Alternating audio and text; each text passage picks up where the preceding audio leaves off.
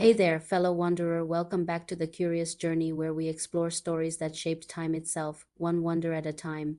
Last time we crossed the Red Sea, watched a nation break its chains, and saw freedom echo through the desert. But freedom isn't the end, it's the start of something harder. See, freedom without rhythm? That's chaos, and that's where Leviticus begins. Picture this: thousands of tents under a desert sky. A new nation, fresh from slavery, camped around something glowing, a tent called the tabernacle. It's not just any tent, it's the place where heaven touches earth. But nobody really knows what to do with that kind of nearness. You can't just walk in, so the question rises like desert dust. How do humans live near something divine without falling apart? And then the instructions begin.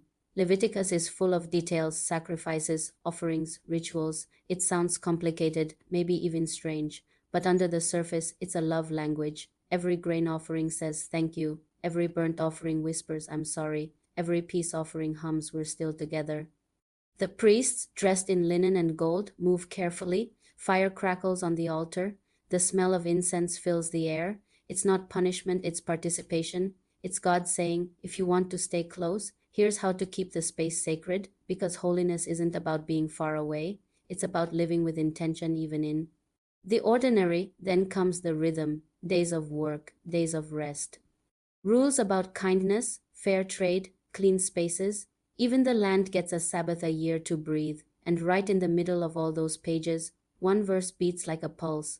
Love your neighbor as yourself. Hidden in all those rituals is something raw: that to be close to God, you've got to care for people. Holiness wasn't meant to be perfect isolation, it was meant to be a pattern for compassion. There's the Day of Atonement, one day a year when everything pauses. The high priest steps inside the tent, smoke swirling, carrying the hopes of everyone. A single moment when a whole nation exhales. Outside, the people wait. No talking, no music, just silence and anticipation. When he finally returns, the crowd erupts, forgiven, reset, reconnected. It's hauntingly beautiful because it's about restoration, not perfection.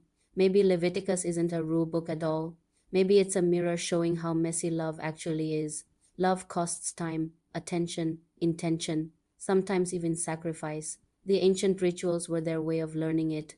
Ours might look different: forgiveness, setting boundaries, showing up for people, protecting peace.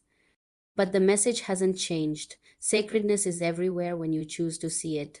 The book ends with blessings and warnings, not to scare but to remind that everything sacred comes with responsibility. And maybe that's what holiness is: not a glowing aura or floating halo, but a heartbeat that says, I'll live like what I touch matters. So maybe holiness isn't about being flawless, maybe it's about being present. Stay curious, wanderer. Next stop, Numbers, where the journey gets messy, the faith gets tested, and the desert becomes a mirror for the soul.